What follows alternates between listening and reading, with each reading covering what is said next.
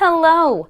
Welcome back to my channel. Jashana here to talk about some friggin' Targaryens and a TV show, but also sort of a book, because it's based on a book. So, I saw the teaser trailer today for House of the Dragon, which is an HBO original, and it is a prequel to the Game of Thrones series based on this book, Fire and Blood, which is the prequel to A Song of Ice and Fire. Now, something to note for those of you who may not know, this book is not in like a narrative fiction novel form as far as the storytelling. It is written as if it is the Grand Archmaester, which guy? Grindal? What was his motherfucking name? It's right at the beginning. Archmaester Gildane of the Citadel of Old Town, as transcribed by George R.R. Martin. So it's literally like a history textbook of the Targaryens. This is volume 1. There's supposed to be volume 2 coming out, because this one goes up until a little bit after the Dance of the Dragons, but it does not go all the way up to Robert's Rebellion. And this one starts with Aegon the Conqueror. Now, when we first heard that they were going to be doing this prequel series, I'm going to set this down, by the way. I wasn't sure if they were going to do, like, from the beginning of the book, and I was kind of excited when I thought maybe they would do that and start with Aegon the Conqueror, because how fucking badass would that be? But they decided to not do that. So the series is actually going to be chronicling the Dance of the Dragons, but I think season 1, it looks like, is going to be the lead up to the start of the Dance of the Dragons, and the rest of the series is probably just going to follow kind of what is essentially the slow fall of the Targaryens. And I guess I'm fine with that. While Aegon the Conqueror and all of that is very exciting, and there is a little bit of order of succession drama for a hot second after Aegon the First with, I think it was Aenys the First, right? His son that was the king. Let me double check. Yeah, Aenys the First. And then Maegor the First, aka Maegor the Cruel. There was a little bit of drama there. But then King Jaehaerys, the conciliator, or the old king, and his wife slash sister, they all marry in the family, the Targaryens. It's very incestuous, just FYI. But yeah, and good Queen Alysanne, they are very like cool characters and wonderful people, and they had a long, mostly peaceful reign, and it was a pretty peaceful time in Westeros, and they were like very good to the people, like trying to better the people's lives and all of that. They did a lot for Westeros as a whole, but I could see that being kind of boring, you know? Like, oh, we're just like ruling and we're being good at it. And like they loved each other. They did have a little bit of marital strife here and there, but generally speaking, like they were very loyal to each other. They respected each other. So I could see that being boring, I guess. So they just jumped ahead to like the lead up to the Dance of the Dragons. And I get that. So I will first talk very generally with no real spoilers about anything. And then I'll get a little bit more into detail about some of the characters that you could say are spoilery. I'll have timestamps down below. If you haven't read Fire and Blood and you kind of want to go in completely blind, I mean, maybe just don't watch this video at all.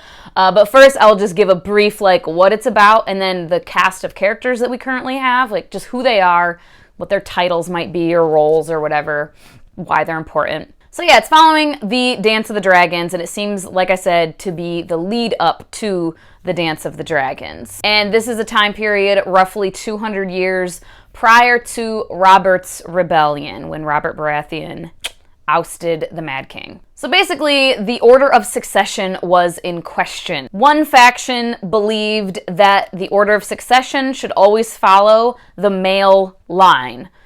Just always, no questions asked. And the other faction thought that it should follow the eldest, regardless of gender. And this one king named his daughter, his eldest child, which was a girl, as his heir apparent. So once he died, these two factions started warring.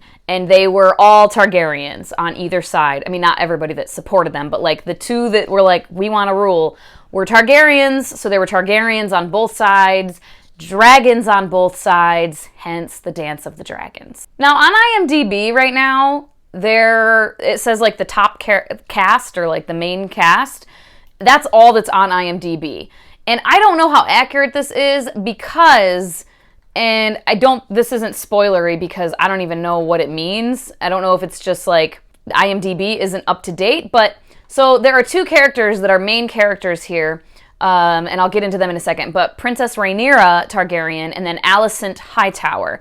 And the top cast has a young Alicent and a young Princess Rhaenyra, and then also just like their older versions, their adult versions. So I was like, oh, okay, maybe they're going to do some flashbacks a couple times, or maybe like episode 1 or 2 are going to follow the younger years and we're going to kind of jump ahead. But every single actor on this top cast list is listed as being in 10 episodes. So I'm like, is that true? I don't know what that would look like if the young version is in every episode. Are we doing constant flashbacks in every episode? I can't imagine that they would do that. So that leads me to believe that this saying every single person is in all 10 episodes might just be IMDb not being up to date right now because the show isn't even out right now. So I'm not really sure how much of the lead up is going to be in season 1 versus this, like when it's actually going to start. Because there are characters that die, but like they're listed as being in all 10 episodes. So I'm like, okay, is this going to be just like season 1 is going to be all the very, very early stages? Or is this just not accurate? And I'm thinking it's not accurate. Anyway, that's neither here nor there. So all of these characters that are listed, the main players here, we have Viserys Targaryen, who's the king, King Viserys the First. And he had married Aemma Arryn of the Vale and had his daughter, Princess Rhaenyra, who is one of the main characters, and she was who he named as his heir. But then he remarried to Alicent Hightower, the daughter of his Hand of the King, Otto Hightower. And they had some kids. They had some sons. There's a couple of characters listed that are just different lords. I mean, Lord Jason Lannister and I think, Tywin Lannister, played by the same actor. They were twins. Lord Lyman Beesbury, Lord Lionel Strong, Sir Harold Westerling. These were all guys that were on the small council in some capacity, like Master of Coin, Master of Laws, I think Captain of the King's Guard, etc. And then the children of Lionel Strong that are listed here, Larys Strong and Sir Harwin Breakbone Strong. And someone who's not listed, though, is the second husband, I think, of Rhaenyra. First or second husband, whose name was Laenor Valerian.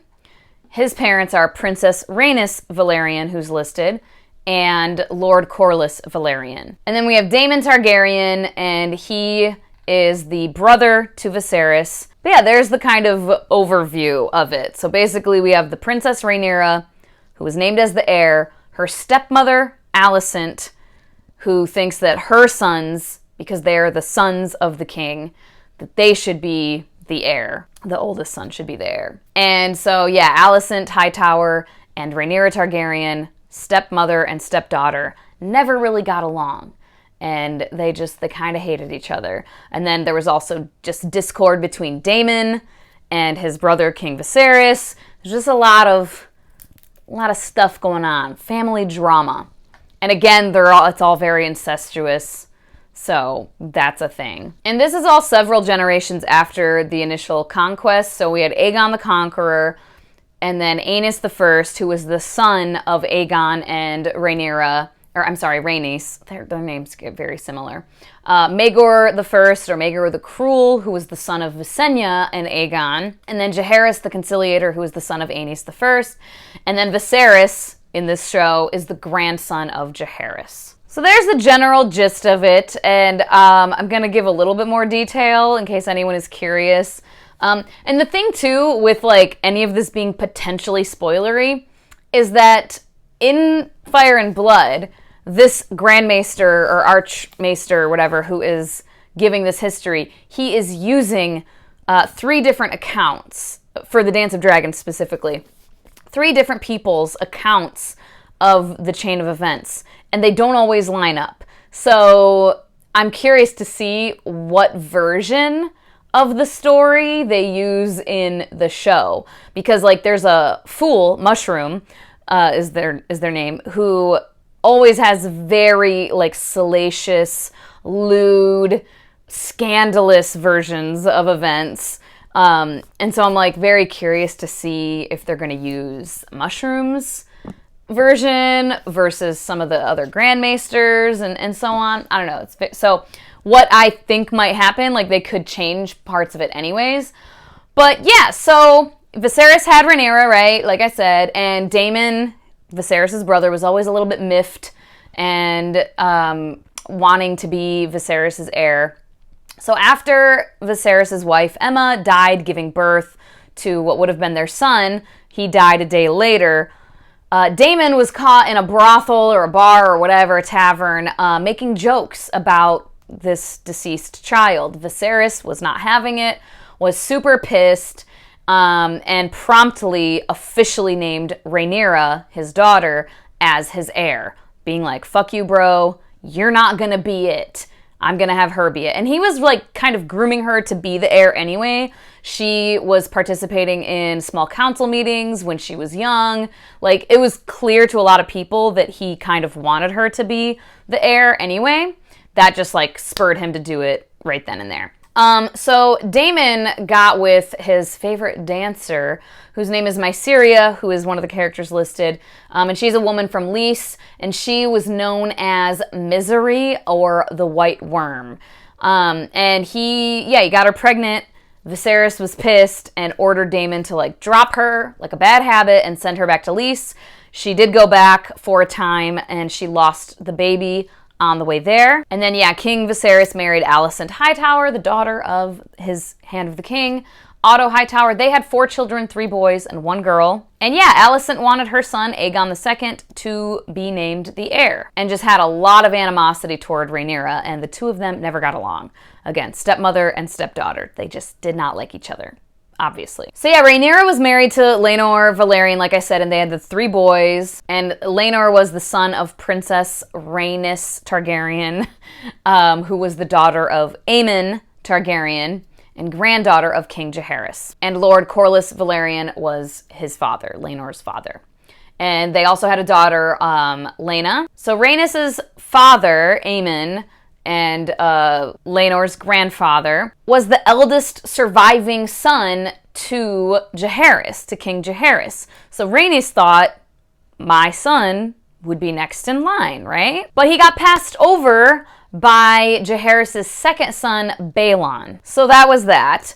And then, when Rhaenyra and Laenor were married, it was rumored, like I said, that he preferred the company of men, and they didn't spend a lot of time together, the 2 of them. And Sir Harwin Strong was rumored to be the lover of both Rhaenyra and Laenor, and suspected to be the father of those 3 children she had with Laenor. Laenor was eventually killed by his new favorite, his bestie, Sir Carl Corey, and witnesses reported that it appeared to be a jealous lovers' quarrel. However, many speculated that perhaps Daemon was behind Laenor's death, because Daemon had been married to Laenor's sister, Laena. She died giving birth, and very quickly thereafter, Laenor was killed, so people were suspicious that Daemon paid Sir Carl Corey to kill Laenor, so that he could then marry Rhaenyra, which he did not more than 6 months after his wife and her husband, respectively, both died. Very suspicious. So then, upon Viserys' death, even though he had named Rhaenyra as his heir, there were still a lot of people that believed the order of succession should always go through the male line. And this was per the, I think it was called the Great Council of 101 AC, where they discussed this with other Targaryens. I won't get all into that. So sides were taken between the Blacks, who were in support of Princess Rhaenyra being the queen, and the Greens, who were in support of Aegon II, Queen Alicent, and King Viserys' eldest son. And this became the Dance of Dragons. And I'll stop there with any additional details. It's very messy. It's gonna be so messy. There are assassinations, there are backstabbings, adultery left and right, illegitimate children left and right, just all of the craziness of court politics, but then also full-on dragon battles, like dragons fighting each other in the skies and shit. And I'm so excited. I'm so ready. I know a lot of people have a bad taste in their mouth with the Game of Thrones world in general after season 8 in particular of that show. And while I agree that I didn't like it, the only thing I liked was Sansa's part in the finale. That was the only thing I was happy about. The rest of it I was just like, okay, sure, what the fuck. And I really wish they had taken that money they were given to do, what was it, at least 2 more full seasons. I think it was 4 though.